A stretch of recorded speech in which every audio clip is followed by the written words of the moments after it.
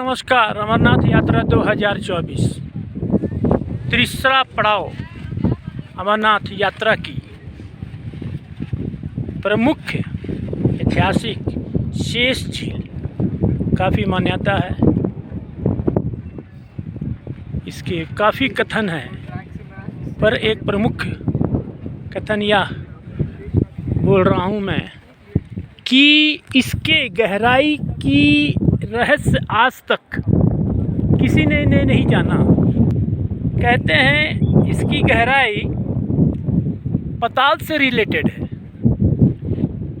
और इसका जल जो है कभी भी ना घटता है ना बढ़ता है, एक ही तरह का है। ये हमारा अनुभव है जो मैं बता रहा हूँ।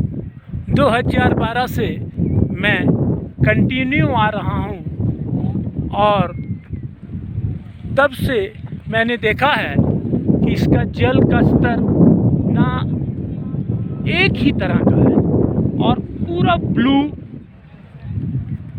पानी है। अद्भुत है, भगवान की लीला है। और इसमें शेष के दर्शन भी होते हैं। कहते हैं शुद्ध भावना, शुभ दृष्टि से देखा जाए, आत्मा की आँखों से स्मरण किया जाए तो बाबा शेष के दर्शन होते हैं। ज़्यादा क्या कहूँ मैं।